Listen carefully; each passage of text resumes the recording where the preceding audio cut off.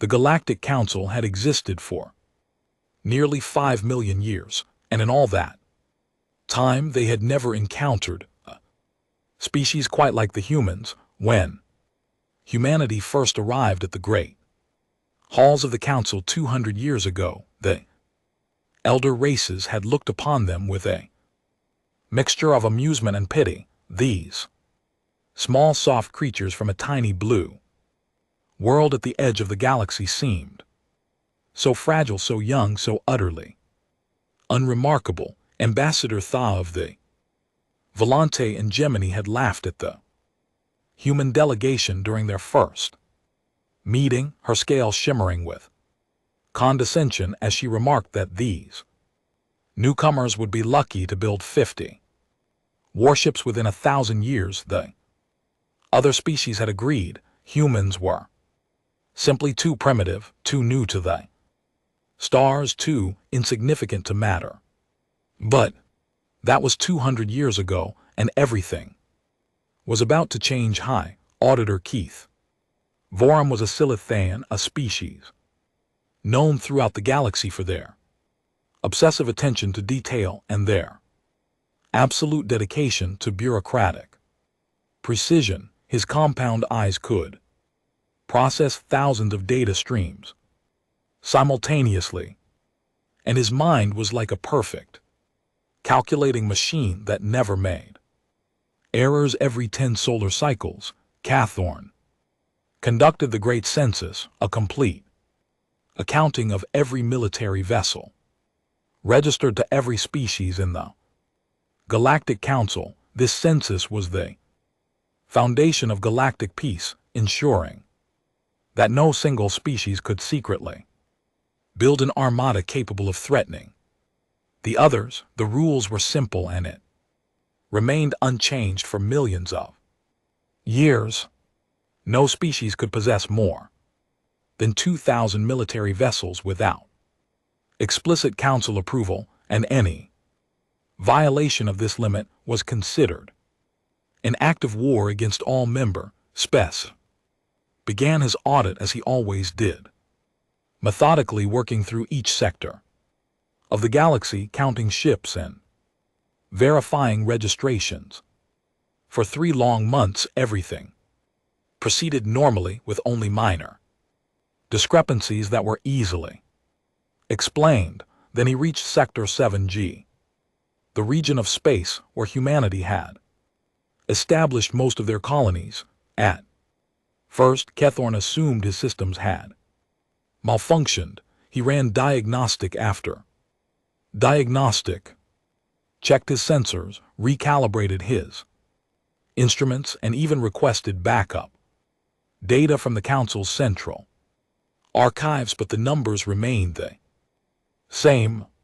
Impossible and terrifying. 52,347 Dreadnought-class warships, all registered to a single species, Humani. Kevin's compound eyes blinked 17 times in rapid succession as his mind struggled to process what he was seeing. This had to be an error, a glitch, perhaps some kind of elaborate hoax. He contacted the human colonies directly, requesting verification of their fleet numbers, fully expecting them to laugh, and explained that someone had added a few extra zeros by mistake. Instead, a human officer appeared on his screen, looked at the data, and simply nodded. "Yeah, that looks about right," the officer said with a casual shrug. "Though I think we finished 3 more last week, so the count might be slightly low." Keith terminated the communication and immediately filed an emergency report with the Grand Council chamber. Within hours, the greatest political crisis in galactic history had begun. The Grand Chamber was the heart of the Galactic Council, a massive spherical structure that floated in the void between stars. Inside, representatives from over 4,000 species gathered to discuss matters of galactic importance, their bodies ranging from towering crystalline giants to microscopic swarms that spoke through. Transil. The chamber was in chaos. Ambassador. Phyllis stood at her podium, her scales flushed dark purple with rage as she demanded answers. Beside her the CF collective rattled their warthorax in alarm, a sound that had preceded every major conflict in their species' history, even that had broken their famous silence. These ancient beings, the oldest species in the council at 12 million years old, rarely spoke more than once per century, yet now their ethereal voices echoed through the chamber, expressing what could only be described as existential dread. This is impossible, declared High Arbiter Moxel, the supreme leader of the council, her tentacles writhing with barely contained fury. She was a Raxian, a species known for their calm wisdom, yet even she could not hide her distress. The humans have 40 colonized worlds at most. They cannot possibly have built half a million warships, and yet the evidence is undeniable, Cathorn replied, his voice flat and mechanical. I have verified the data 712 times. The human fleet is real. The chamber erupted. Again, species shouted accusations in 1,000 different languages, their translators struggling to keep pace with the flood of outrage and fearsome demanded a military action against humanity. Others called for economic sanctions. A few suggested that the humans must have discovered some ancient cache of weapons left behind by a long dead civilization, but everyone agreed on one thing: humanity had to explain themselves. The message was sent to Earth within the hour, a formal summons demanding that humanity send a representative to face the council and answer for their crimes. The response came back almost immediately, surprising everyone with its brevity and its tone. Ambassador Elena Vasquez will arrive in 3 days. The message read, she looks forward to explaining everything. No apology, no denial, no attempt to minimize or deflect, just calm confidence that somehow felt more threatening than any fleet of warships. For 3 days the council waited, and during those 3 days fear spread through the galaxy like a plague. Species that had not spoken to each other in centuries suddenly began forming alliances. Old enemies reached out to each other, desperate attempts to present a united front against the human threat. Military commanders dusted off ancient war plans and began calculating how they might defeat a fleet of 500,000 dreadnoughts. The answer they discovered was deeply troubling. The entire council combined fielded approximately 1.2 million warships of all classes. If humanity's fleet was even half as capable as standard dreadnought specification suggested, they could challenge the entire galaxy and potentially win. Ambassador Vasquez finally arrived at the Grand Chamber. She came alone. She was a small woman by human standards, with gray hair and kind eyes that seemed entirely out of place in such a tense situation. She wore the simple uniform of the United Earth Navy, unadorned except for a small pin on her collar that depicted a blue planet surrounded by stars.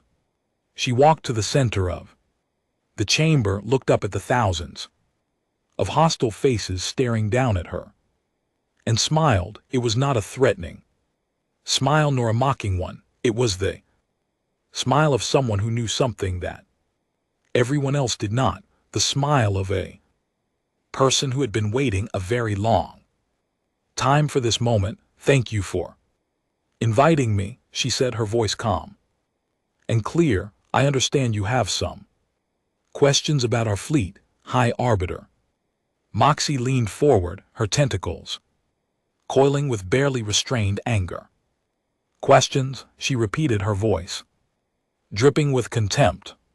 You have violated every treaty, every law, every principle that this council was built upon, and you believe we merely have. Questions? Ambassador Vasquez nodded, thoughtfully, as if considering the arbiter's words with genuine respect. I understand your concern, she replied.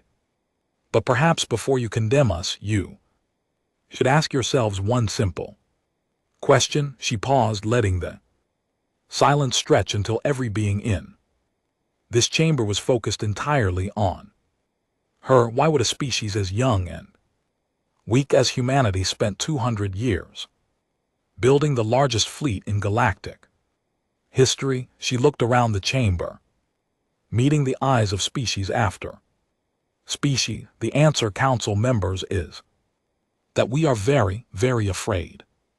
And after I explain why, you will be too.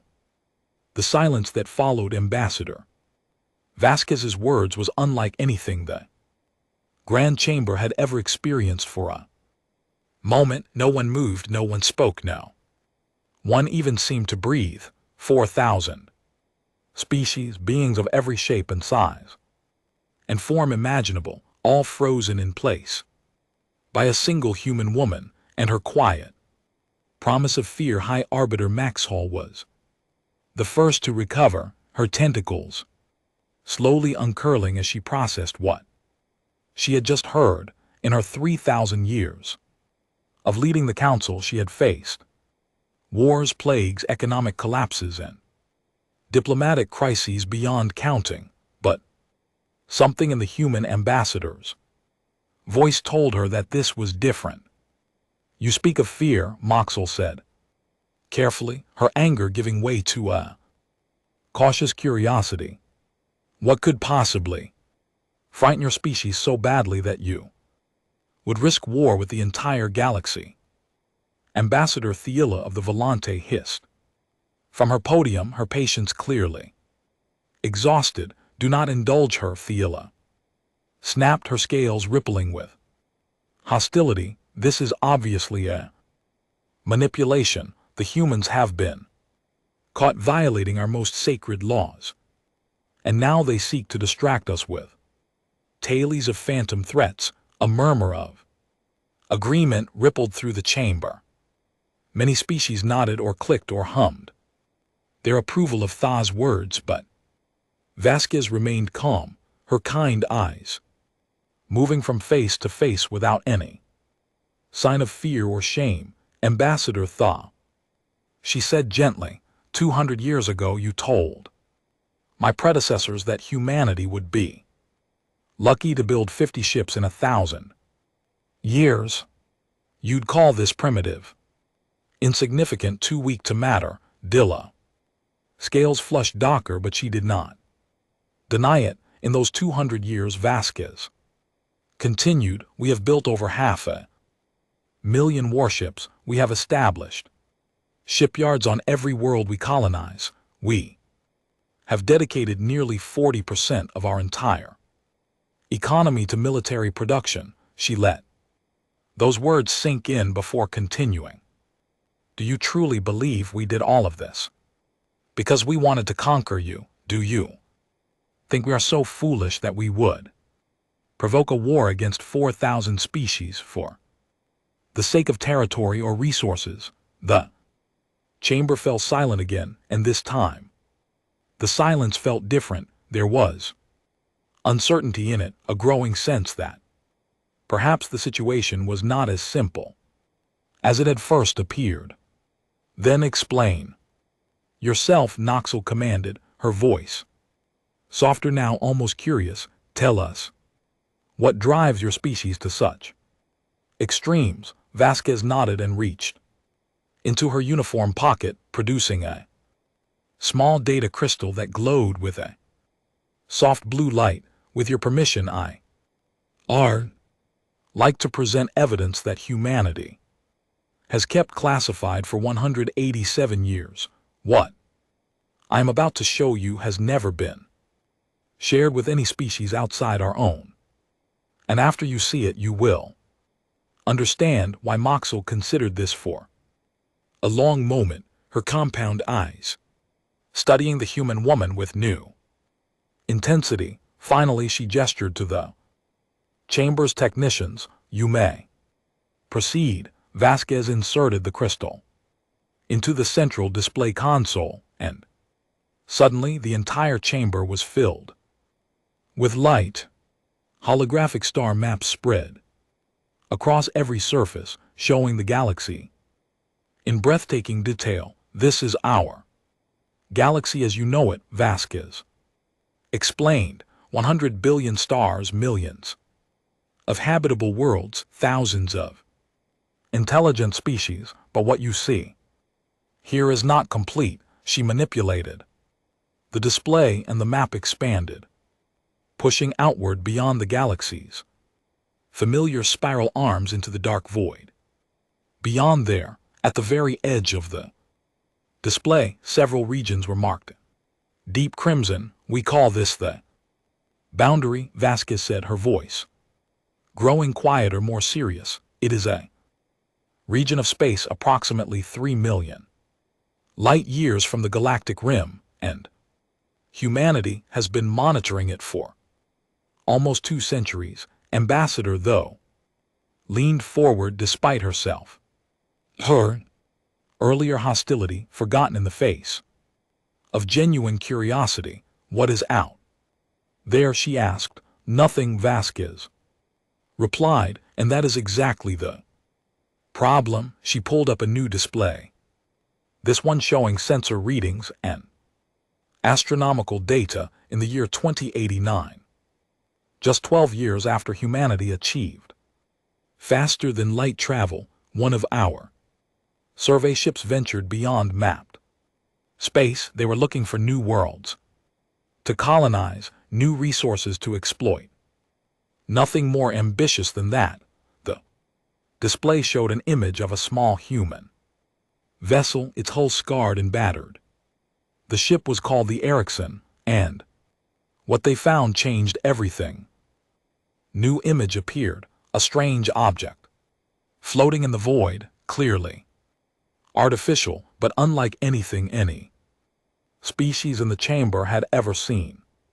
It was covered in symbols and patterns that seemed to shift and move even in the still image. This is a beacon, Vasquez explained, and when we activated it, it transmitted a message, not in any language we knew, not in any language the Council archives had ever recorded, but in something far older. She paused, letting the weight of her words settle over the chamber. It took our linguists 40 years to decode that message, 40 years of the greatest minds humanity had ever produced, working day and night to understand what the beacon was trying to tell us. And what did it say? Moxel asked, her voice barely above a whisper. Vasquez looked up at the High Arbiter, and for the first time something like pain flickered across her face. It was a warning, she said, left behind by a civilization so old that they existed before the first stars of this galaxy finished forming. They called themselves the architects, and they built the beacon to warn whoever came after them. She changed the display again, showing a timeline that stretched back billions of years. According to the beacon, the galaxy has been sterilized before, not once, not twice, but many times in a cycle that repeats approximately every 70 million years. Gasps and cries of disbelief echoed through the chamber. But Vasquez continued, every 70 million years, something emerges from the void between galaxies, something the architects called the reclaimers. They sweep through the galaxy, destroying every civilization, every species, every trace of intelligent life, and then they return to the void to sleep Until the next cycle, impossible. Ambassador Thela shouted, though her voice lacked conviction. We would know. There would be evidence, would there? Vasquez asked quietly. The last harvest occurred 68 million years ago. Tell me, Ambassador, how many civilizations in this council are older than that? Silent, the Olarim, the eldest species in the council, were 12 million years old. The Volti hegemony had existed for 9 million. Even the most ancient ruins ever discovered dated back no more than 50 million years. No one had ever found evidence of civilizations older than the threshold Vasquez had just named. We calculated that we had approximately 2 million years before the next cycle. Vasquez continued 2 million years to prepare, to build, to find some way to survive what was coming. It seemed like enough time. Her voice hardened. Then we found the second beacon. The chamber went completely still. The second beacon was not a warning. It was an early detection system designed to alert the architects when the reclaimers began to stir, and when we accessed its data, we discovered something that changed everything. She pulled up a new display, showing readings from the edge of the galaxy, strange energy signatures that pulsed like a heartbeat in the void. The reclaimers are not coming in 2 million years, council members, based on the movement we have detected at the boundary. They will arrive in approximately 300 years. The chaos that erupted in the chamber was absolute. Species screamed, fled, collapsed. The Kree collective's war thorax fell, completely silent for the first time in their history. Even the ancient Oloran seemed to shudder with something that looked very much like terror. And in the center of it all, Ambassador Elena Vasquez stood alone, her expression sad but determined. We did not build these ships to threaten you, she said, though few could hear over the chaos. We built them because we are trying to save everyone, including ourselves. The only question now is whether you will help us, or whether humanity will have to face the darkness alone. The Grand Chamber remained in chaos for 3 full days. Species that had been all eyes for millennia suddenly turned on each other, old rivalries exploding as fear and paranoia spread like wildfire. Some demanded that the council immediately mobilize for war, while others insisted that the human evidence must be fake, elaborate trick designed to justify their massive illegal fleet. Ambassador Thaw led the faction that refused to believe. She stood at her podium for hours at a time, arguing that humanity had fabricated the entire story, that the beacons were clever forgeries, that this was nothing more than an attempt to frighten the council into submission. Think about what they are asking us to believe. Till I shouted to anyone who would listen, a species that has existed for barely 300,000 years claims to have discovered evidence of cosmic cycles that have escaped a notice of civilizations millions of years older. It is absurd. But not everyone agreed with her that Lauren, ancient and wise, had retreated into deep meditation after Vasquez's presentation. When they finally emerged, their words carried the weight of 12 million years of accumulated wisdom. We have searched our memories, the Olorin spoke in their strange harmonic voice, and we have found a gap, a void in our history that we have never been able to explain. The chamber fell silent as the eldest species continued. Our earliest records speak of predecessors, beings who came before us and left behind the foundations of our civilization. But we have never found them. We have never found any trace of who they were or where they went. It is as if they simply vanished, erased from existence, so completely that not even their ruins remain. Ambassador Tha's scales palled slightly, but she refused to back down. Coincidence, she insisted, nothing more. High Arbiter Moxil had remained silent throughout the 3 days of chaos, her compound eyes watching and processing everything. Finally, she raised one tentacle and the chamber gradually fell. Quiet, we will investigate, she declared. A team of scientists from every major species will be dispatched to verify the human claims. If the beacons exist, if the evidence is real, we will know the truth. She turned to Ambassador Vasquez, who had remained calm and patient throughout the chaos. You will provide coordinates to both beacon sites along with all of your research data. Our scientists will have full access to everything. Vasquez nodded without hesitation. Of course, Arbiter. We have been waiting for this moment for a very long time. Humanity does not want to face this threat alone. And we never did. The investigation took 60 standard day ships from a 100 different species traveled to the coordinates humanity provided, carrying the greatest scientists the galaxy had ever produced. They examined the beacons, analyzed the data, tested every possible explanation for what they were seeing. Ambassador Phila was certain they would expose the human deception.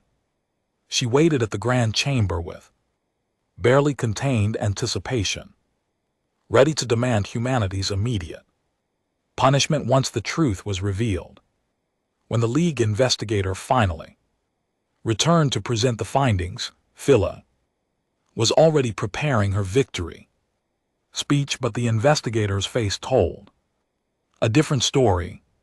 Dr. Keith Morin was a Silithan like the auditor who had first discovered humanity's fleet, but where Kethorn was a bureaucrat, Keith was one of the most respected scientists in the galaxy. His word was considered as close to absolute truth as any living being could provide. He stepped to the central podium, his compound eyes dimmed with exhaustion and something else, something that looked very much like fear. The beacons are authentic, he said, his voice heavy with the weight of what he was about to reveal. Our dating methods confirm they are approximately 4.2 billion years old, predating every known civilization by an enormous margin. Gasps echoed through the chamber. But Morin continued, the message has been verified by linguists from 47 different species. While interpretations vary slightly, the core content is consistent. The beacon is a warning about a cyclical extinction event, and the entity it describes matches the energy signatures we detected at the boundary. He paused, his compound eyes blinking rapidly. Furthermore, we discovered something they humans had not included in their initial presentation. The beacons are not unique. Our surveys found traces of 17 similar devices scattered throughout the galaxy, all destroyed or deactivated, all showing signs of deliberate sabotage. Sabotage, Moxil repeated. By whom? We do not know, Keith Morin admitted, but the pattern suggests that someone or something has been systematically destroying these warning systems for millions of years. Humanity's beacons survived only because they were hidden in regions of space that no one had previously explored. The implications of this hung in the air like a poison cloud. Are you saying? Ambassador Tha said slowly, her earlier confidence completely gone, that the Humans are telling the truth that there really is something out there, something that has been hunting civilizations for billions of years. Keith Morn turned to face her, and for a moment the great scientist looked very small and very afraid. I am saying that the evidence supports their claims completely. The reclaimers appear to be real and based on the readings from the boundary. They are waking up. Ambassador Thiela stood frozen at her podium, her scales cycling through colors that indicated deep emotional distress. For 200 years she had mocked humanity, dismissed them as primitive and paranoid, laughed at their obsession with weapons and warfare, and now she understood that they had been right all along. Slowly, with the weight of centuries of pride pressing down on her, she turned to face Ambassador Vasquez. I owe you an apology, Tilla said, her voice barely audible. I called your species paranoid. I mocked your preparations. I dismissed your warnings when your observers first brought this evidence to the council 50 years ago. Vasquez's expression softened, showing no trace of anger or resentment. 50 years ago, a human delegation brought preliminary findings to the council's science division. She confirmed they were told that humans were suffering from species-wide anxiety, that our evolutionary history as prey animals had made us see threats where none existed. The report was filed away and forgotten. I remember that report, Moxel said quietly. I was the one who approved its dismissal. I thought we were being kind, protecting you from your own irrational fears. You were wrong, Vasquez said, but her tone held no accusation, and we were afraid that you would be. That is why we stopped asking for permission and started building anyway. We decided that it was better to be condemned as war arm mongers than to leave the galaxy defenseless. The chamber was silent for a long moment as the full weight of humanity's sacrifice became clear. For 200 years they had worked in secret, pouring their resources into an impossible task, knowing that the other species would hate them for it, knowing that they might be destroyed before the real enemy even arrived. They had accepted that burden because someone had to. What do we do now? Ambassador Thaw asked, her voice small and lost. Vasquez looked around the chamber, meeting the eyes of species after species, seeing fear and confusion and despair. Now she said firmly, we stop fighting each other and start preparing together. Humanity has done what we can alone, but 500,000 ships will not be enough. We need 50 million, maybe more.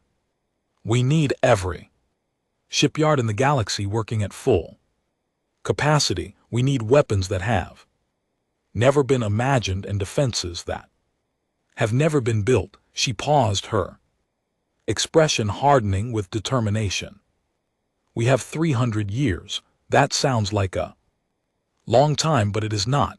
Every day we waste arguing is a day we could have spent building our survival. High Arbiter Moxel rose from her seat, her tentacles spreading wide in a gesture of authority. Then let us begin, she declared. From this moment forward, the Galactic Council is no longer a body of diplomacy. We are a war council, and our only purpose is to ensure that life in this galaxy survives what is coming. She looked down at the small human woman who had just changed the course of galactic history. Ambassador Vasquez, humanity will lead the military preparations. You have earned that right. Now show us how to fight. The first year after the revelation was the hardest, despite the evidence, despite the Council's official Acceptance of the threat, nearly a third of all member species refused to participate in the mobilization. Some simply could not believe that the universe could be so cruel that extinction could come sweeping out of the void like a wave of cosmic fire. Others believed but chose denial over action, retreating into their home worlds and hoping that if they hid well enough, the storm might pass them by. Ambassador Vizquez had expected this. Humanity had studied enough history to know that when faced with impossible threats, many beings chose to look away. Rather than confront the horror, let them go, she told the council. We cannot force anyone to fight for their own survival. All we can do is make sure that those who choose to stand have the best possible chance. The species that remained formed the core of what would become known as the United Galactic Defense Initiative, a military alliance unlike anything the galaxy had ever seen. Old enemies put aside centuries of hatred to work together. The Volante and the Crust, who had fought 3 devastating wars over the past million years, now shared shipyard facilities and exchanged military technology. It was not easy.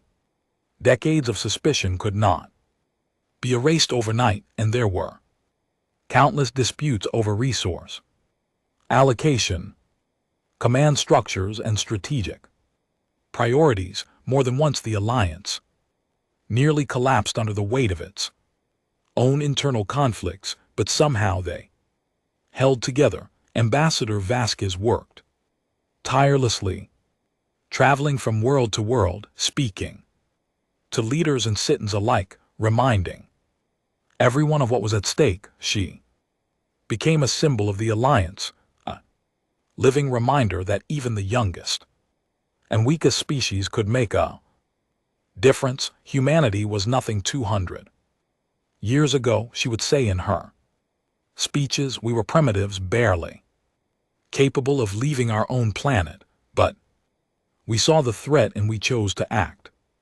If we could do it, so can you.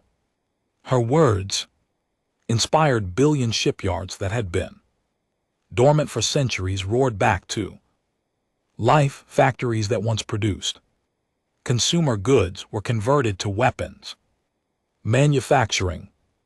Entire economies were restructured around the single goal of survival. The Craft Collective, natural warriors with a hive mind that allowed for perfect coordination, became the backbone of the alliance's ground forces. Their ability to share consciousness meant that tactics and strategies could be implemented instantaneously across billions of individual soldiers. The Volant hegemony, masters of energy manipulation, developed new shield technologies that could withstand weapons fire that would have vaporized conventional defenses. Their scientists worked alongside human engineers to create hybrid systems that combined the best of both species. Knowledge, the Olin, ancient and wise, contributed something equally valuable. Perspective, they had seen civilizations rise and fall over millions of years, and they understood that survival required more than just weapons and ships. It required unity, purpose, and a willingness to sacrifice everything for a cause greater than oneself. The reclaimers hunt species, the Olarin council-led, they seek out civilizations and destroy them one by one, but we are no longer separate species. We are one people, united by a common threat. Perhaps that will make a difference. It was a hope that many clung to, even as the scale of the task before them became increasingly clear. Human military analysts had run thousands of simulations, trying to predict what the reclaimers might bring against them. The results were not encouraging. based on the energy signatures we've detected at the boundary, Admiral Chunwei explained. At a strategy meeting, we estimate the reclaimer fleet numbers somewhere between 100 million and 1 billion. Vessel, each of those vessels appears to be at least 10 times the size of our largest dreadnoughts. The assembled commanders stared at her. In horror, how can we possibly fight that? One of the Volante admirals. Ashton Chen Wei's expression remained calm, though her eyes held a deep sadness. We probably can't, she admitted. Not in a straight fight. Our projections suggest that even with 50 million ships, we have less than a 12% chance of victory. Then why are we fighting? Someone demanded. Shane Wei looked around the room, meeting the eyes of beings from dozens of different species. Because 12% is better than 0, she said, and because every simulation we've run shows one interesting pattern: the reclaimers always win eventually, but some civilizations lasted longer than others. The ones that fought, the ones that refused to simply accept their extinction, they bought themselves time. Time for what? We don't know, Chimwei admitted, but the architects who built those beacons, they survived long enough to leave warnings for those who came after. Maybe they found a way out.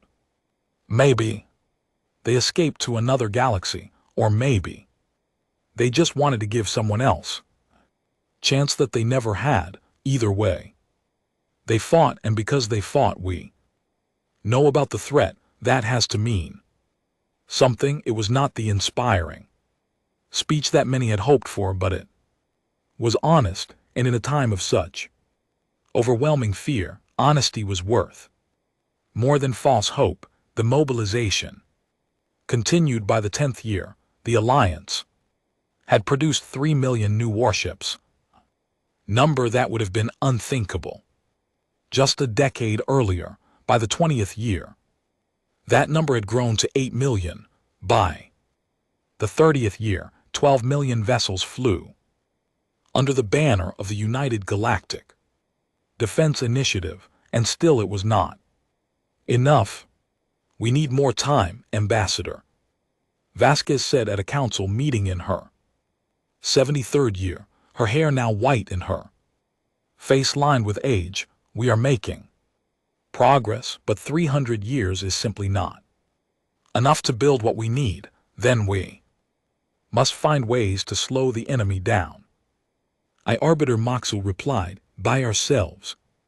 Decades, centuries if possible. Vasquez nodded slowly, a plan already forming in her mind. The boundary, she said. We've been monitoring it passively for 200 years. Perhaps it's time to do something more active. Within months, the first deep space defense stations were being constructed at the edge of the galaxy. Massive installations designed not to defeat the reclaimers, but to delay them, to force them to fight for every light year of space. Some called it a waste of resources.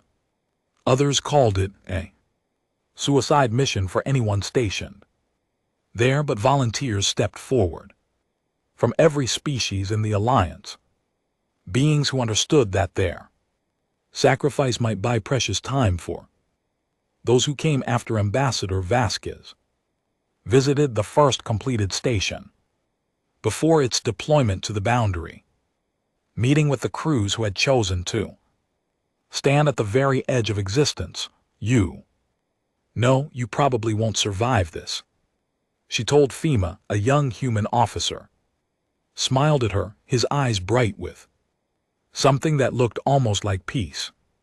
That's not the point, Ambassador, he said. The point is that we're fighting back. We're telling the universe that life matters, that we matter, that we won't just disappear quietly into the night. Vasquez felt tears forming in her eyes, a rare display of emotion from the Woman who had spent her entire life being strong for others. No, she agreed. Softly, we won't. She died 3 years later, peacefully in her sleep, knowing that the work she had started would continue. Long after she was gone, at her funeral, representatives from over 2,000 species gathered to pay their respects. It was the largest gathering for any single individual in galactic history, and as they lowered her body into the soil of Earth, the planet where humanity had first looked up at the stars and dreamed of reaching them, the fleet she had built flew overhead in perfect formation, 500,000 dreadnoughts blotting out the sun. It was, everyone agreed, exactly what she would have wanted. 250 years had passed since Ambassador Elena Vasquez first stood before the Galactic Council and revealed humanity's secret. The galaxy was unrecognizable. Where once there had been thousands of independent species, each pursuing their own interests, now there was a single, united civilization, spanning 100 billion stars. The old boundaries between empires had been erased, replaced by a network of shared resources, shared knowledge, and shared purpose.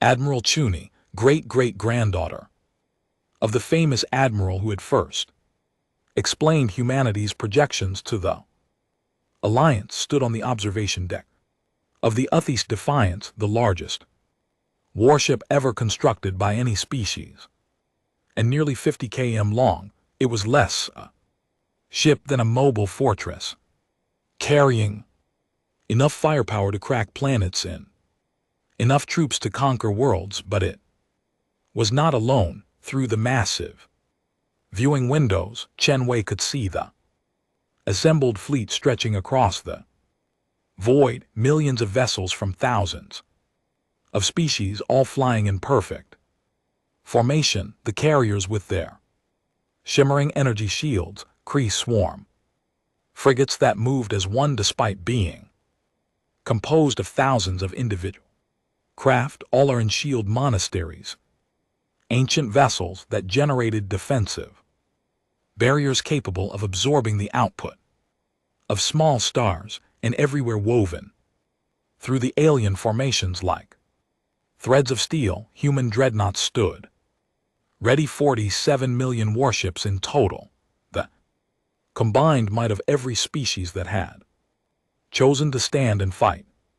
It was the largest military force ever assembled in galactic history, a testament to what could be achieved when being set aside their differences and worked toward a common goal. Beside Cheney floated Ambassador Phila, now chair of the United Galactic Defense Council. The centuries had changed her, softening the sharp edges of pride that had once defined her species. She had become one of humanity's strongest allies, dedicating her long life to ensuring that the mistakes of the past were never repeated. The scouts have confirmed movement at the boundary, Tha said, her voice calm despite the weight of her words. The reclaimers have begun their approach. They will reach our 4 defense stations within the decade. Chain nodded, her expression unreadable. How are the station crews prepared? Till replied, they know what is expected of them. They know that they are the first line of defense and that their sacrifice will buy us precious time. The forward stations had been humanity's idea. Massive installations positioned at the very edge of the galaxy, designed to slow and bleed the enemy before they could reach the core worlds. Thousands of volunteers from every species had agreed to crew them, knowing that they would likely never see their home worlds again. It was in its own way beautiful. Beings from across the galaxy, species that had once been enemies, choosing to die together so that others might live. My grandmother met Al Vasquez once. Chuni said quietly. She was just a child, but she remembers the ambassador's eyes. She said they were sad but determined, like someone who had accepted a burden they never asked for, but would never put down. Villa's scales rippled with what might have been emotion. She was remarkable, your Vasquez. In 200 years she united a galaxy that had been divided for millions. She turned enemies into all eyes, skeptics into believers, and cowards into heroes. She would say she just reminded everyone what was at stake. Perhaps Sela acknowledged, but that reminder came at a cost. Your species bore the hatred of the galaxy for 2 centuries, building your fleet in secret while everyone called you paranoid and dangerous. You could have revealed the truth at any time, could have shared the burden with others, but you chose to carry it alone. Chuni turned to face the Volante ambassador. We were afraid you wouldn't believe us, she admitted, afraid that you would dismiss the evidence, destroy our fleet, and leave the galaxy defenseless. So we did what humans have always done when faced with impossible choices. We prepared for the worst and hoped for the best, and you were right to be afraid, Sela said, because I would have done exactly that. I would have called you liars and criminals, demanded your disarmament, and felt righteous doing it. She paused, her large eyes growing distant with memory. I have lived a very long time, Admiral, and I have made many mistakes, but the greatest mistake I ever made was underestimating your species. I looked at your short lives, your fragile bodies, your primitive technology, and I saw weakness. I never understood that what I was seeing was not weakness but urgency. Urgency. Your kind lives for barely a century, Sela explained, to species like mine who measure our lives in millennia. That seems like nothing, but it means that every generation of humans faces the reality of death in a way that longer lived species never do. You cannot wait for problems to solve themselves. You cannot put off difficult decisions until some future era. You must act now, because now is all you have. She gestured at the vast fleet spread out before them, that urgency, that desperate need to act before time runs out. It drove you to build all of this, while the rest of us were content to assume that tomorrow would take care of itself.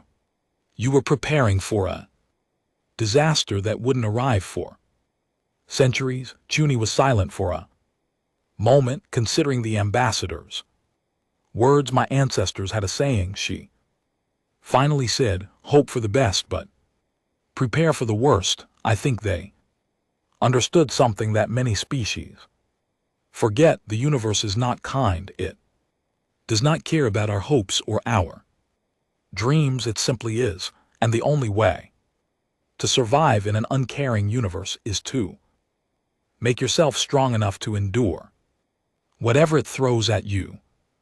Communication chime interrupted their conversation. Chuni moved to the command console and accepted the transmission. The face that appeared on the screen belonged to a young CRT officer, one of millions who had volunteered to serve on the forward defense stations. Admiral, the first reclaimer vessels have been detected entering sensor range. The officer reported, their compound eyes calm and steady. They are even larger than our projections suggested. Each vessel appears to be approximately 200 km in length. Chunwei felt her heart rate increase, but her voice remains steady. Understood. All stations are to execute the delay protocols as planned. Every hour you buy us is an hour we can use to strengthen our defenses.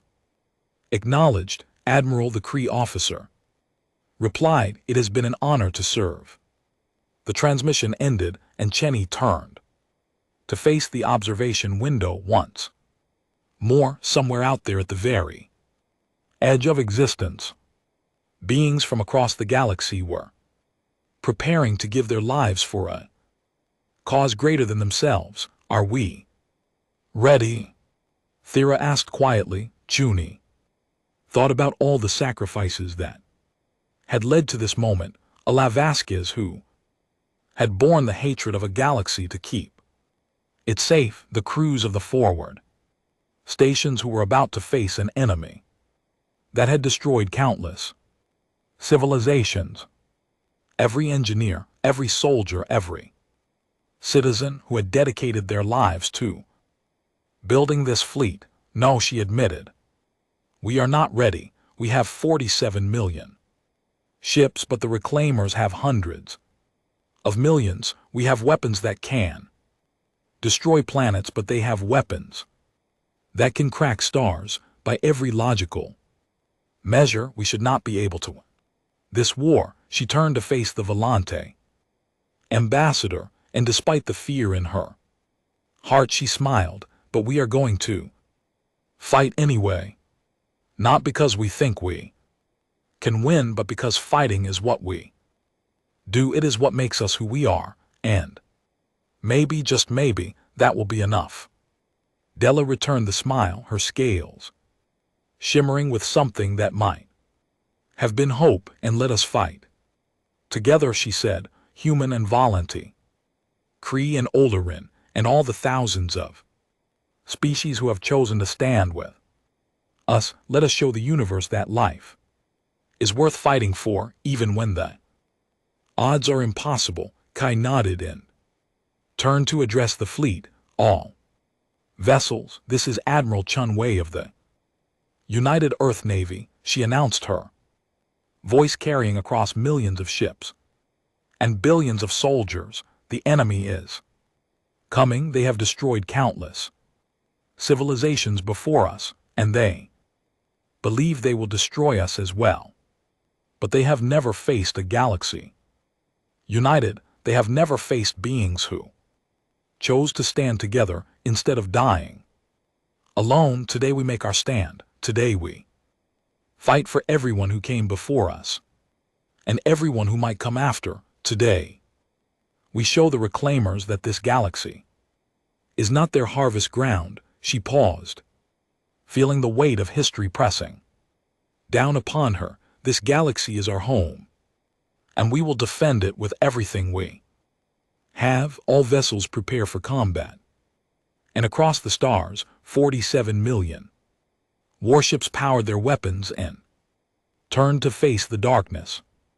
The hall was enormous. It stretched so wide and so tall that the lights near the top looked like distant stars.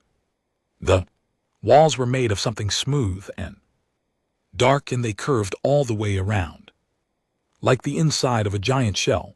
There were hundreds of seats arranged in wide rings going up and up like a theater, and every single one of them was filled. 214 species from 214 different worlds, all sitting together in one place. It was called the Galactic Conclave Forum, the greatest meeting hall in the known galaxy. And somewhere near the bottom ring, in the smallest box with the fewest seats and the dimmest light, sat the human delegation. Junho Rice sat at the back of that box. He was a tall man, broad-shouldered, with short dark hair that had started going gray at the sides.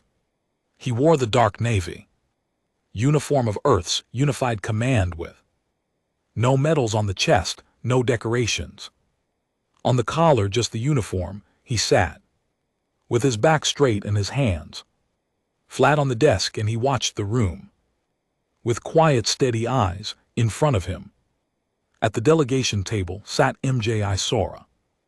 MJI was not a soldier. She had never held a weapon in her life, but anyone who had ever sat across a negotiating table from her knew that she did not Need 1. She was in her mid-40s with sharp eyes and a calm way of speaking. That made people listen even when they did not want to. She had been Earth's lead diplomat at the conclave for 9 years. She knew every rule, every clause, every loophole in the conclave charter. She had used most of them at least once today. She was going to need all of them. The session had been called to vote on something called the Outer Belt Expansion Treaty. The name sounded simple. The reality was not. If the treaty passed, human colonies would be legally confined to a narrow band of space, a corridor barely wide enough to sustain Earth's growing population for another century. After that, humanity would simply run out of room. No new worlds, no new systems. Just the same shrinking space filling up slowly while every other species in the galaxy expanded freely around them. It had been framed as a matter of galactic safety, the official argument put forward by Ambassador Tang of the Vulk Empire was that human expansion posed a risk to the stability of surrounding sectors. He had said this with the confidence of a man who had never been told no in his life. The Voi were old. Their civilization had been part of the conclave for over 4,000 years.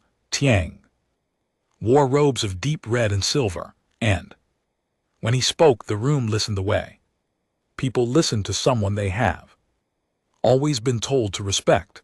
MJI had requested the right to respond. She had been granted 4 minutes. She stood and she spoke clearly without notes. She laid out 61 years of data, trade, contributions, resource sharing, technological cooperation, humanitarian aid sent to 3 alien worlds during crises that the conclave itself had been too slow to respond to.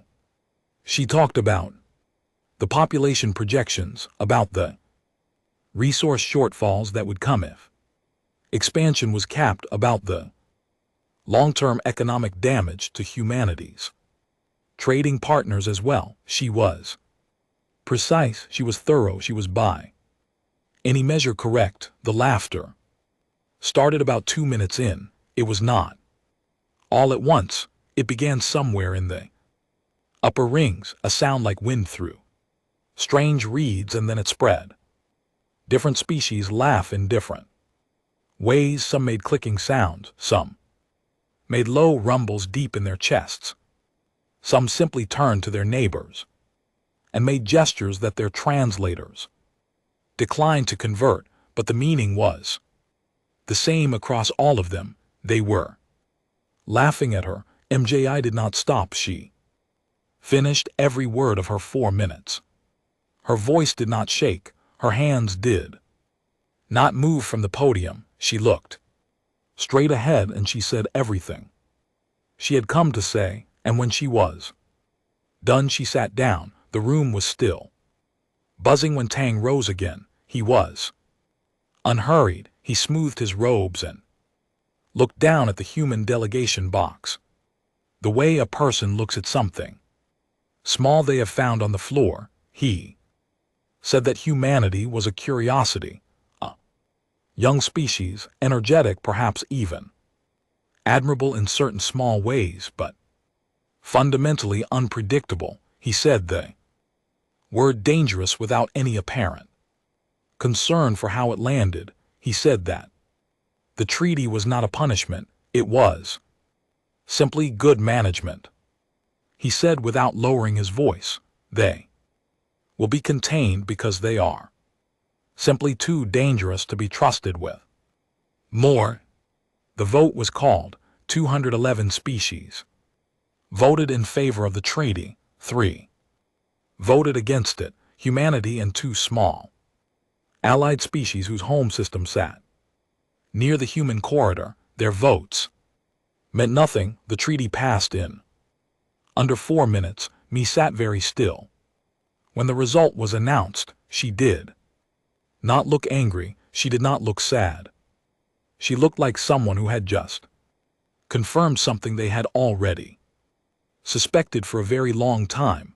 Janho at the back of the box said nothing. He had not spoken once during the entire session. He had a small notepad on the desk in front of him. He had been writing in it slowly throughout the proceedings. When the vote result came through, he stopped writing. He closed the notepad. He pressed the cover flat with one hand.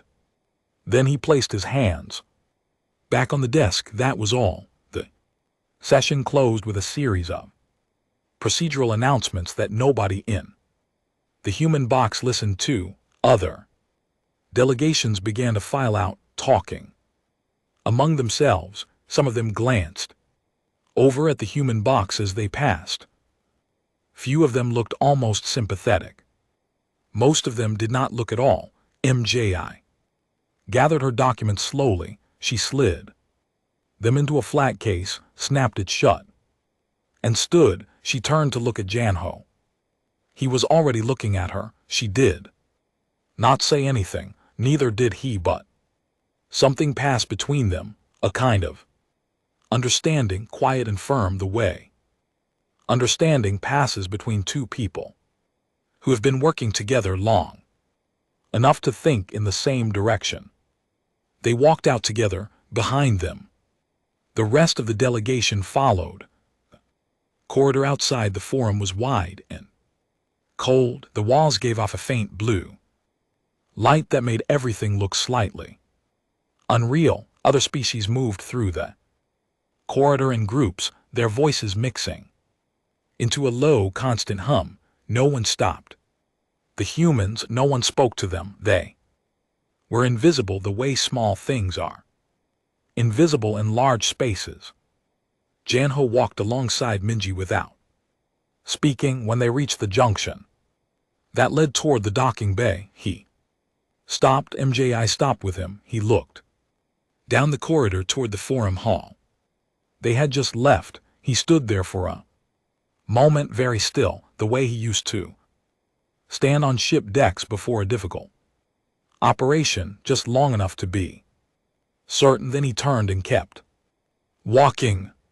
That night, aboard the HSV Iron Hold, the human diplomatic vessel docked at the outer ring of Helix Sovereign Station. Junho sat alone in the communications room. Snorts. The room was small and lit by the pale glow of a single screen. Outside the porthole, the neutron star the station orbited pulsed with quiet ancient light. He opened a secure channel to Earth's unified command. He typed slowly, choosing each word with care. He did not use formal military language. He did not file a report or a request or a formal grievance. He simply typed a message, short and clean, and sent it. It read, "Activate protocol sovereign silence.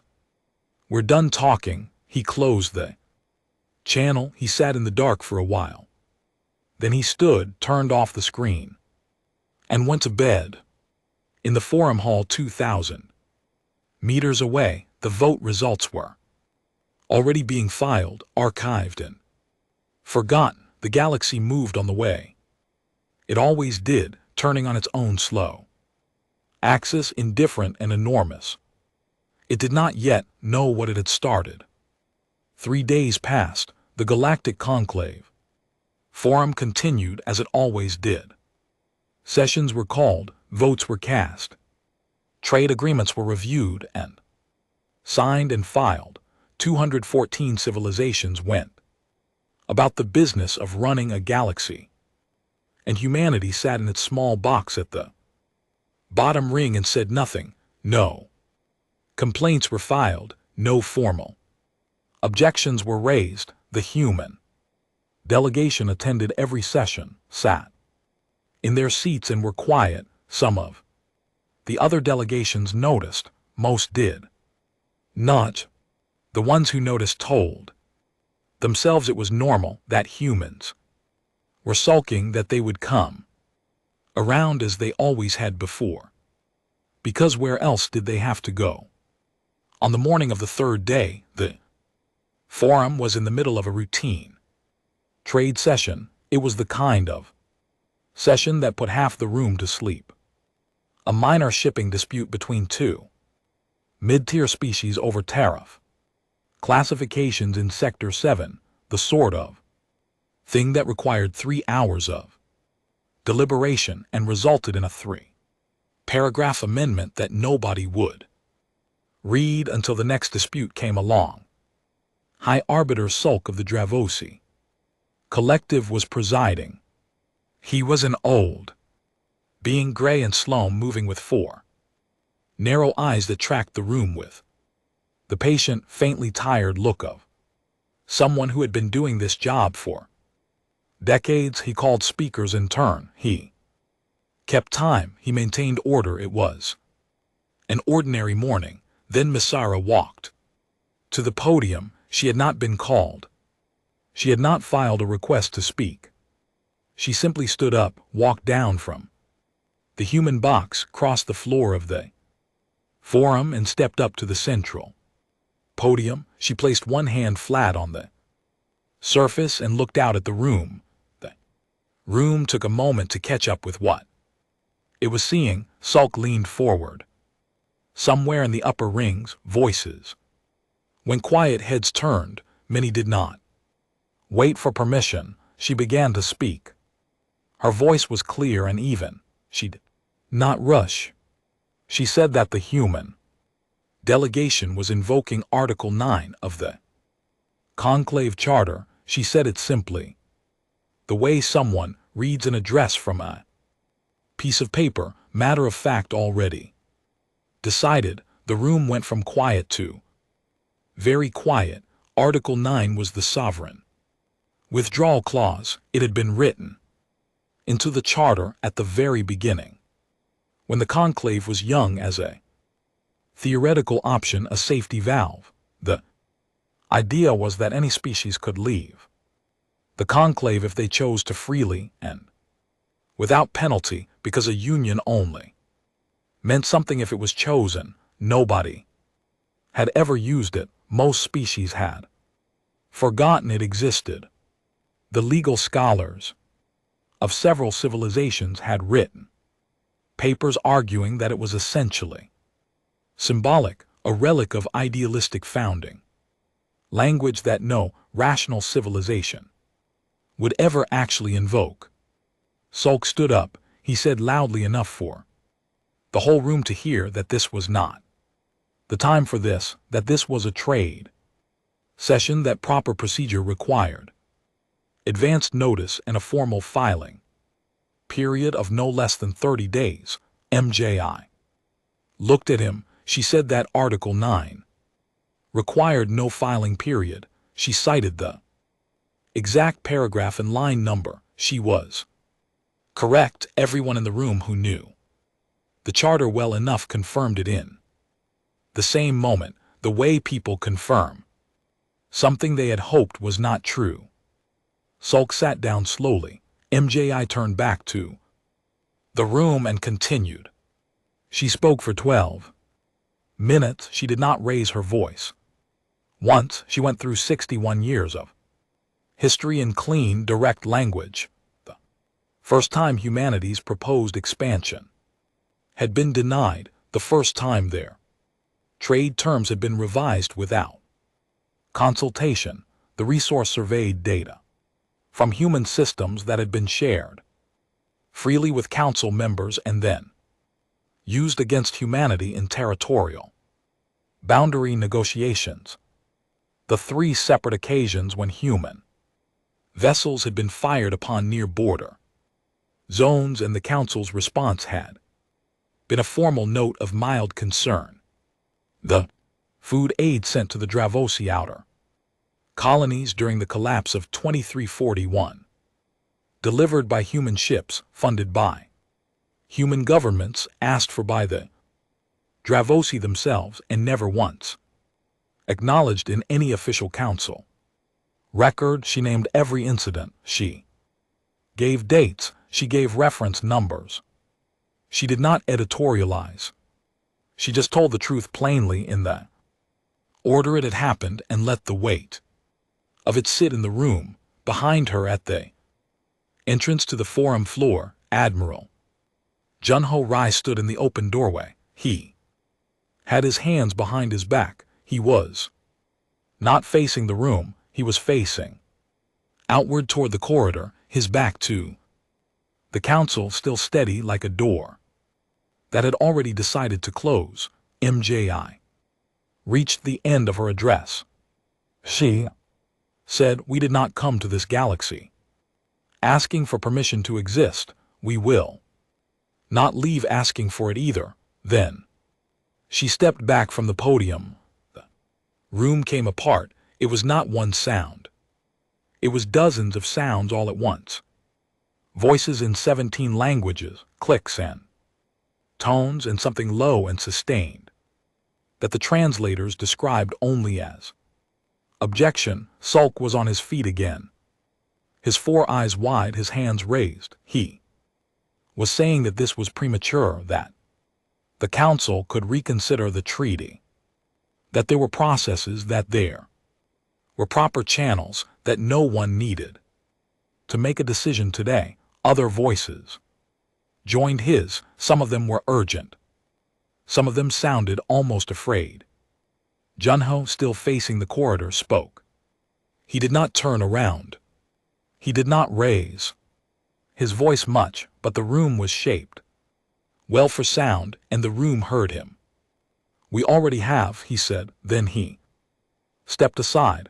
The human delegation came through the door in a single line. They walked the way people walk when they have made up their mind and there is nothing left to discuss. Not fast, not slow, steady. The sound of their footsteps was the only consistent sound. In a room full of noise, they crossed the forum floor, past the central podium, and moved toward the far corridor in a clean, unbroken line. MJI fell in at the front of the line. Without looking back, Janho fell in at the rear. Not one of them looked at the room as they left. Warhan was 26 years old and 3 months into her first posting as a communications officer aboard the HSV Iron Hold. She was watching the live forum feed from the ship's comms bay, a small room that smelled like recycled air and warm electronics. She had been monitoring the trade session out of routine duty, half expecting nothing of note, already thinking about what she was going to eat for lunch. She watched the whole thing without moving. She watched MJI step up to the podium. Unannounced, she watched Janho stand with his back to the council. She watched the line of humans cross the floor and disappear through the corridor doorway. The forum cameras stayed on the door for a long moment after the last human cleared it. Then the doors closed. The forum fell silent for exactly 4 seconds, 4 full complete seconds of nothing in a hall built to hold the voices of 214 civilizations. There was no sound at all. Worry sat in her chair in the comms bay and did not breathe. Then the room erupted again and she breathed, and she looked at the screen and she whispered to the empty room around her. They actually did it. Back in the forum, the noise gradually shaped itself back into something functional. Silk called for order. Order came slowly. The trade session was postponed. An emergency closed session was announced for the following day. Ambassador Tang of the Voi Empire sat in his elevated box and watched the doors that the humans had walked through. He had a long, still face, and it gave very little away. He sat for a while after the others around him began moving and talking and filing requests. Then he said quietly to the room that was no longer listening to him, "Good riddance." His aide sitting beside him said nothing. But she had already pulled up a navigational map on her personal screen. It showed the current borders of human controlled space marked in pale blue. She began to highlight one by one the star systems that sat along those borders. She was counting something. Tang did not ask what. He probably already knew. The first thing humanity did after leaving the conclave was nothing dramatic. They filed paperwork. 61 years of accumulated treaty documents, trade obligations, shared zone agreements, and border protocols. All had to be formally closed out. Lawyers on Earth worked in shifts. Offices on 3 different colony worlds stayed lit through their local nights. It was slow, careful, detailed work, and it was done correctly because that was how humans did things when they had decided to do them. By the end of the second week, every obligation was settled, every file was closed, every counterparty had been formally notified. The conclave's legal office sent back automated confirmations because the humans had followed every rule exactly, and there was nothing to object to. Then the quiet ended. Dean Yo had been waiting for this moment for 11 years. He was an engineer, not the kind that appears in stories, not loud or dramatic, just a man who understood how things worked and spent most of his life trying to make them work better. He was 43, thin, with the kind of permanent tiredness in his face that comes from years of doing precise work under conditions that do not reward imprecision. He had been the lead architect of Earth's Cascade Gate program since he was 32.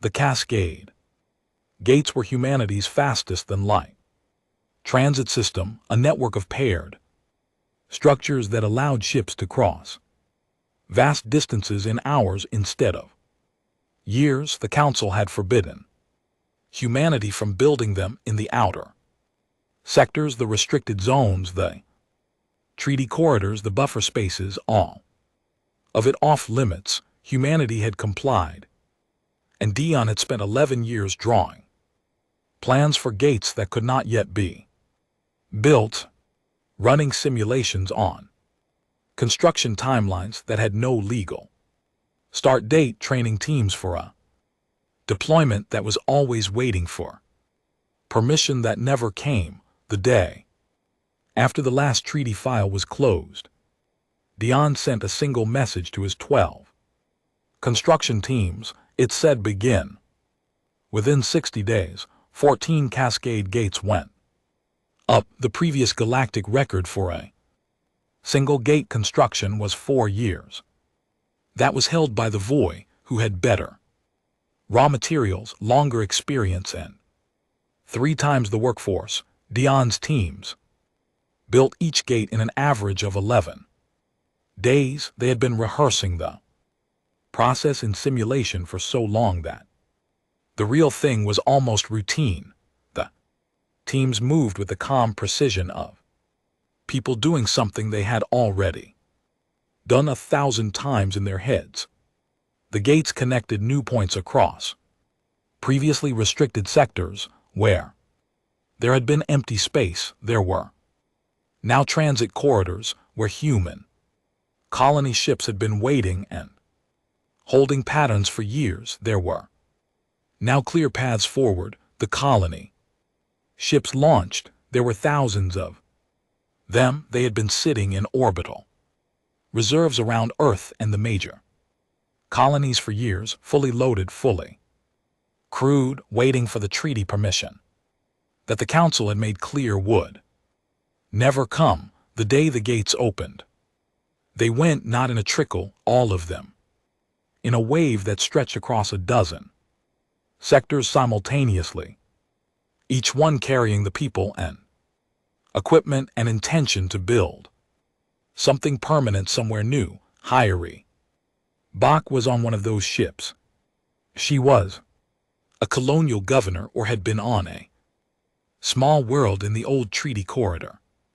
She was practical and direct and not given to speeches. She had run her colony the way a person runs a difficult household with limited resources and the constant awareness that things could go wrong quickly if you stopped paying attention. When her ship came through the new Cascade Gate and she saw the twin planets of the Kepler 7 system on the navigation screen, she stood at the viewport for a long time without speaking. Then she turned to her operations chief and said, "Tell the terraforming teams they're cleared to start on both planets at once." The Council had long classified humanity's terraforming methods as environmentally aggressive.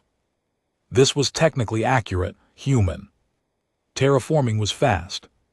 It reshaped geology, seeded atmospheres, redirected water. It was not delicate work, but the Council's concern had always been framed as ecological sensitivity, protecting natural worlds, preserving undisturbed ecosystems. Hyrie had read the internal council documents once years ago through source she never named publicly. The ecological concern was not the real concern. The real concern was how fast humans could make a dead rock into a living world. The answer was approximately 6 years for a basic biosphere, 3 if you rushed it. No other species in the conclave came close to that number. The Council had not wanted other civilizations to know what humanity could do when it was left alone to do it. Now there was no council to ask. Hirer's teams began on both planets the same week the ships arrived, while the colony ships moved outward and the gates hummed with traffic. The military did its own quiet work. Human warships began patrolling the new border zones. They were not hiding, they were not aggressive, they moved along their patrol routes with the steady, visible presence of ships that belonged exactly where they were, making no threats and requiring none. A Vakai border scout came through one of the outer sectors. About 6 weeks into the expansion, it was a small ship fast designed for reconnaissance. It was technically in a zone that had no legal status anymore, since the treaties that had defined the old border were closed. The scout hung in the sector for about 8 minutes, scanning. Then 3 human dreadnoughts appeared. They had been sitting dark on the far side of a dust field, running cold, waiting. They did not fire. They did not hail on an aggressive frequency. One of them sent a standard short-range message, polite, professional, with the flat tone of someone doing a routine task. It said, "There are no treaties left to file a complaint under. Have safe journey." The scout left.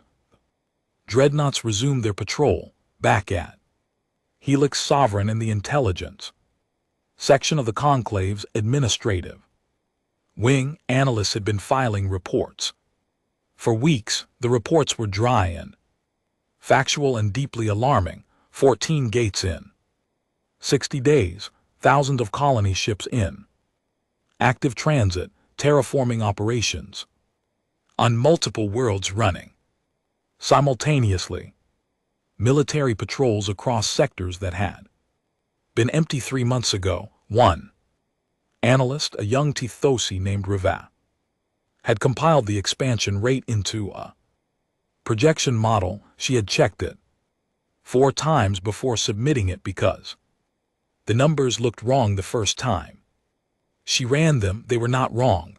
The model showed that at the current pace, humanity would surpass the Voi Empire in total controlled space within a decade. Within 25 years they would be the largest single civilization in the known galaxy. She sent the report up the chain. It came back 2 hours later with a Single note from her supervisor, recheck your methodology. She rechecked it. The numbers were the same. She sent it again. This time it went directly to Ambassador Tang. He read it alone in his private chamber. Late at night with the door closed, he sat at his desk with the report in front of him and did not move for a long time. His face was still, but his hands were flat on the desk in a way that looked like effort he had spent 40 years in conclave politics. He had negotiated treaties that shaped the borders of dozens of civilizations. He had never lost a vote that mattered. He had always known what the next move was, and the move after that, and the one after that. He picked up the report and read it again from the beginning. Then he set it down and called for his aide. Get me the High Arbiter, he said. His voice was even controlled, the voice of a man maintaining composure because the alternative was not acceptable. What reason should I give? His aide asked. Tang looked at the report one more time. Tell him, he said slowly, that we need to talk about the humans. He had said those words before, many times over many years. He had always said them from a position of complete confidence, the way you talk about a problem you have already solved.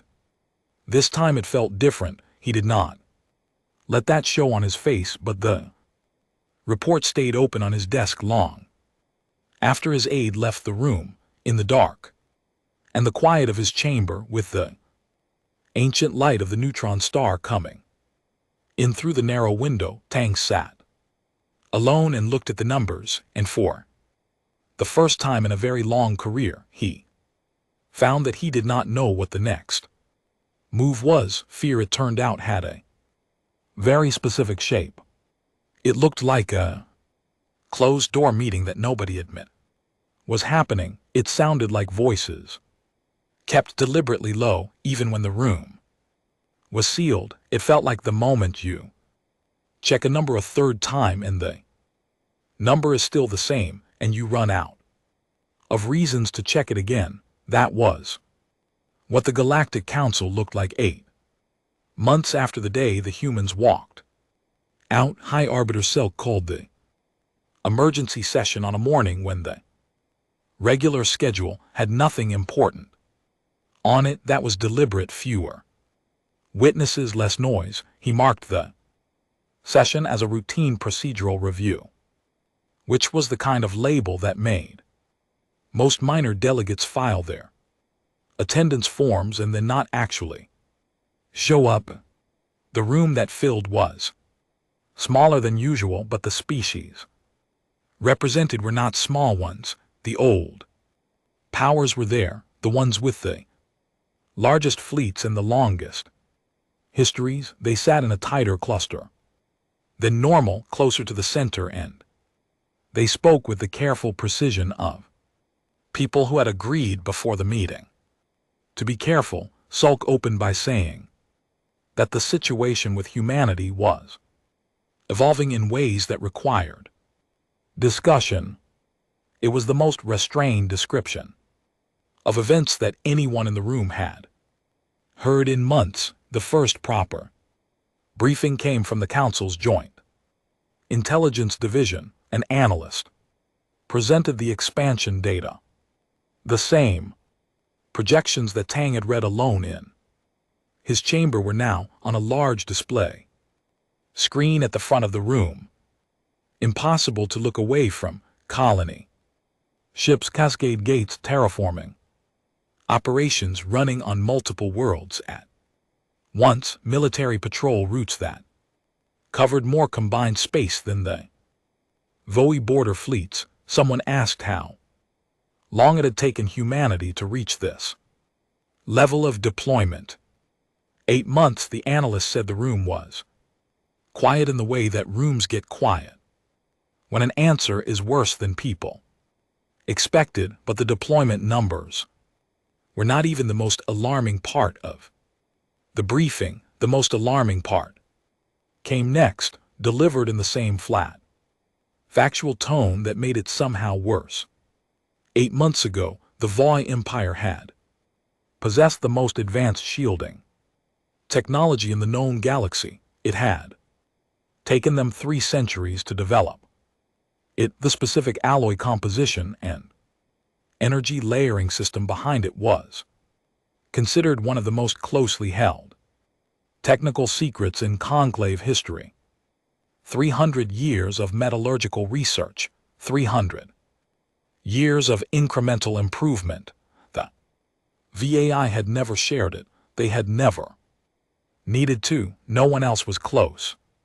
Humanity had reverse engineered it in 8 months, not coped, improved it. The new human shielding system was 17% more efficient at energy dispersion and could be produced at 1/3 of the manufacturing cost using materials available in sectors that the VOE had never thought to look at.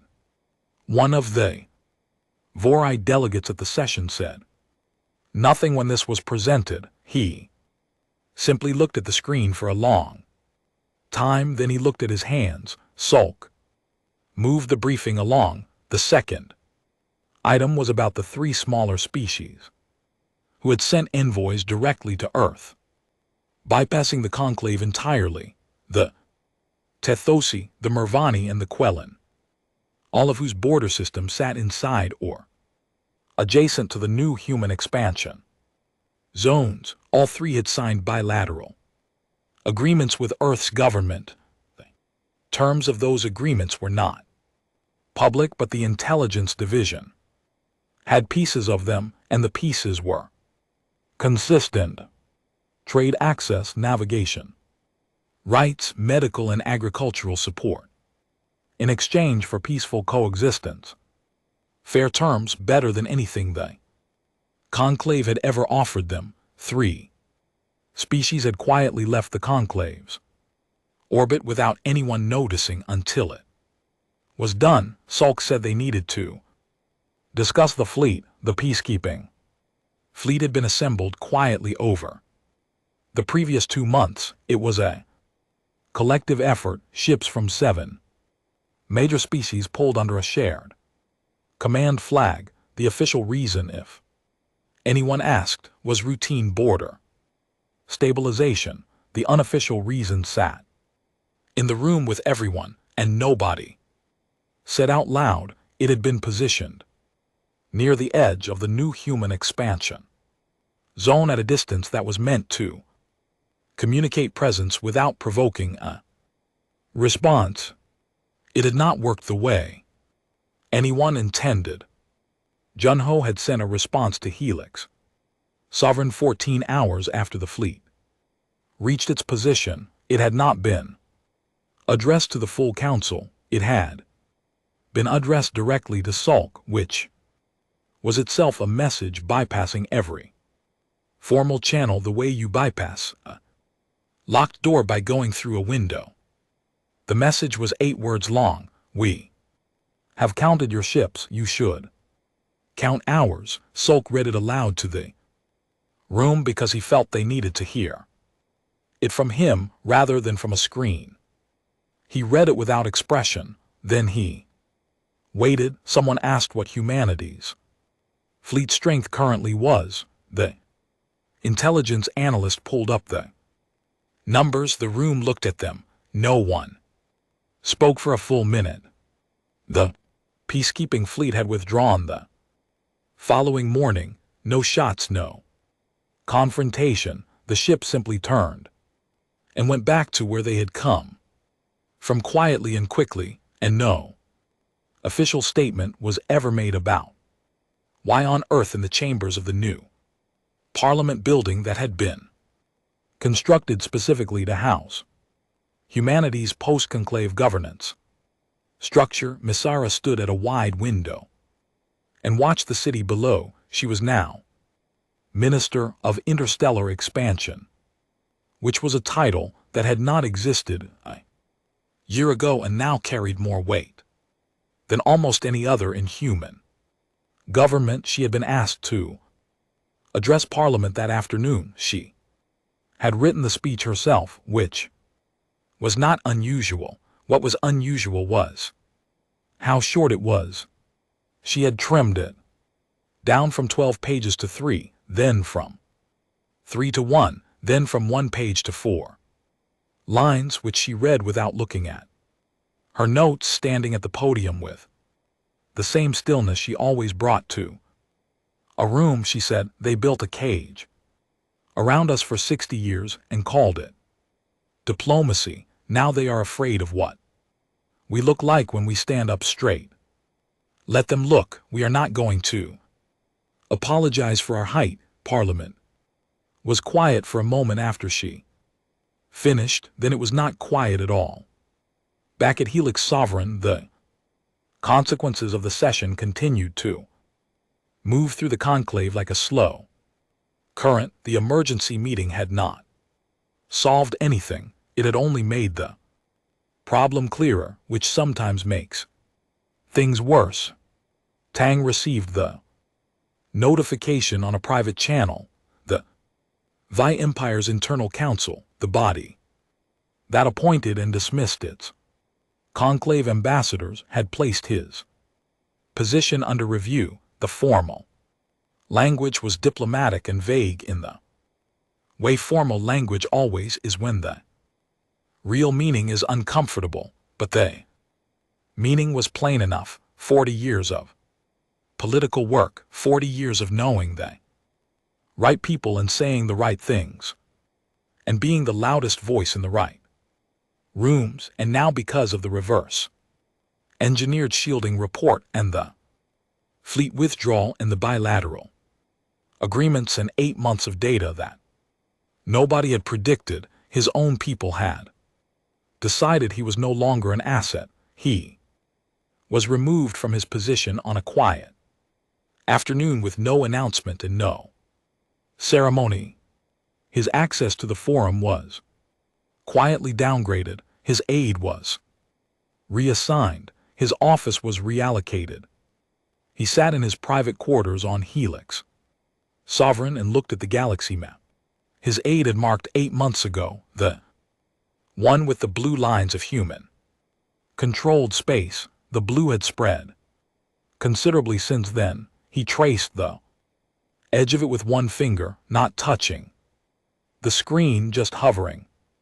Sulk, meanwhile, sat in his own office with a blank message window open on his screen. He had been sitting with it open for 3 hours. He typed something and deleted it, typed something else and deleted that too. He was trying to find the right words for something he had never done before, which was asking for something from a species he had helped to diminish. In the end, he kept it simple. He wrote, what would it take to bring humanity back to the table? He sent it to Junho directly. Janho was in the command room of the HSV Ironhole. When the message came through, he read it once, set it aside, poured himself a cup of coffee from the machine in the corner, the old battered one that made it too hot and slightly bitter, the one his crew kept suggesting he replace, and that he never did. He drank the coffee. He looked out the porthole at the stars. 3 hours later, he sat back down at the terminal. He typed his reply slowly, thinking between each word. When he was done, he read it back once, then he sent it. It said, "Build us a bigger table." He closed the terminal, picked up his cup and finished the last cold mouthful. Outside, a new human colony ship passed the iron hold on its way through a nearby cascade gate, running smooth and fast, light steady against the dark. He watched it go. The new table was bigger, literally. Someone on the conclave's construction team had taken the instruction seriously, or perhaps had simply understood it the way it was meant, and the rebuilt Forum Hall at Helix Sovereign had a primary days that was 40% wider than the original. It could seat 12 delegations instead of 4. The lighting had been adjusted to warmer and more even so that no part of the room sat in the dim peripheral glow that had always made the lower boxes feel like an afterthought. The seating rings had been rebuilt in a flatter configuration, less like a theater where someone stood at the bottom to be judged, and more like a circle of equals sharing the same ground. Warren stood in the docking bay of the HSV Iron Hold and looked at the station. Through the wide observation window, she had been on the ship for over a year. Now she knew every sound it made when it moved, every flicker in the corridor, lighting every small imperfection in the hall that the maintenance crews kept patching, and she kept noticing again.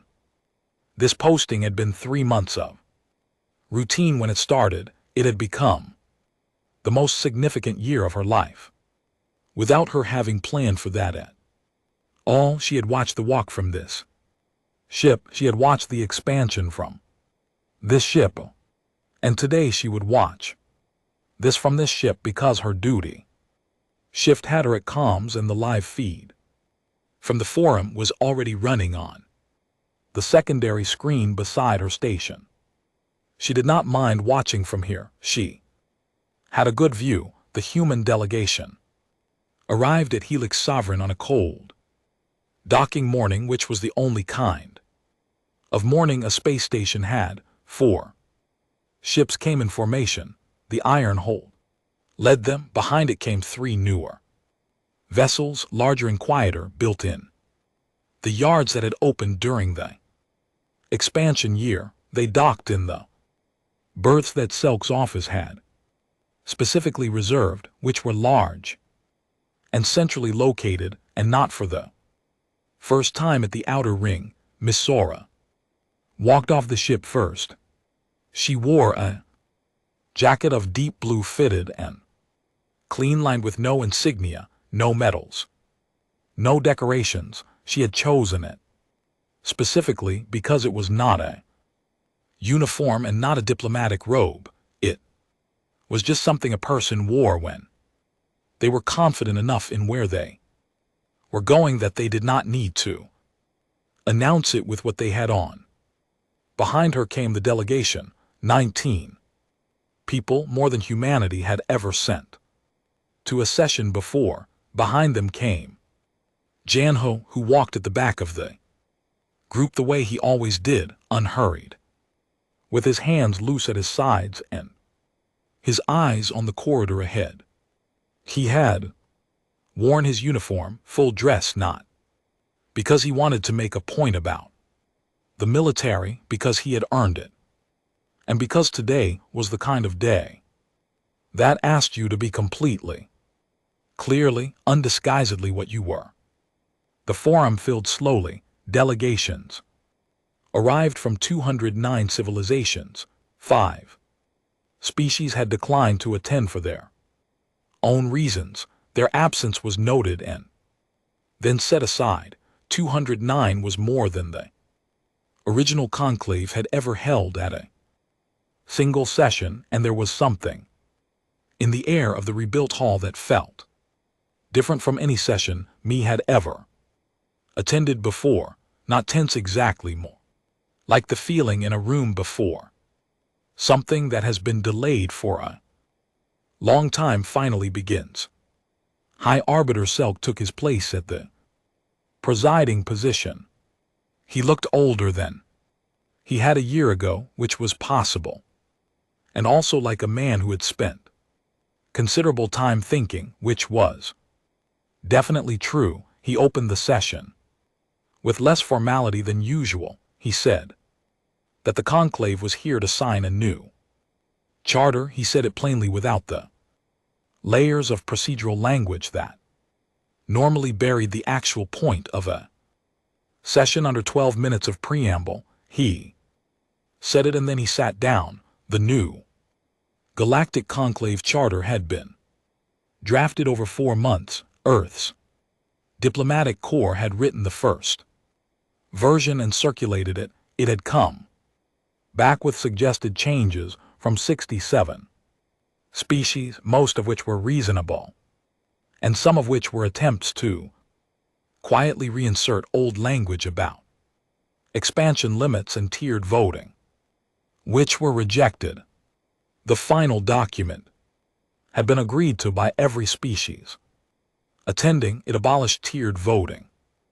Every registered civilization had one vote. No species could hold more than one seat on the governing panel at a time. Expansion into uninhabited systems required only a standard survey notification, not a full council approval vote. Border disputes were to be handled through a new mediation body with equal representation across species sizes. The language about containment zones and buffer corridors was gone completely. Dion Yo sat in the delegation and watched the charter display screen with the quiet satisfaction of someone seeing a long project reach its conclusion. He had brought as a gesture from Earth Science Ministry a full technical package of Cascade Gate specifications, open access free to any conclave member who wanted to build their own. He would hand it over after the signing. It was not charity, it was partnership. The difference mattered, and he had made sure. The language in the accompanying letter said so clearly. Harry back sat 2 seats down from Dayon. She had come from Kepler 7, where the first biosphere was already stabilizing, and the second was 6 months behind it. She had left her operations chief in charge for the week, which she had done with the particular mixture of trust and anxiety that defines handing off something you care about deeply. She was not much for ceremonial events, but when Selk had asked her to attend as a colonial representative, as proof of what human settlement looked like when built freely and fairly, she had agreed without hesitation, because it was proof. She had built it herself, and she knew what it was.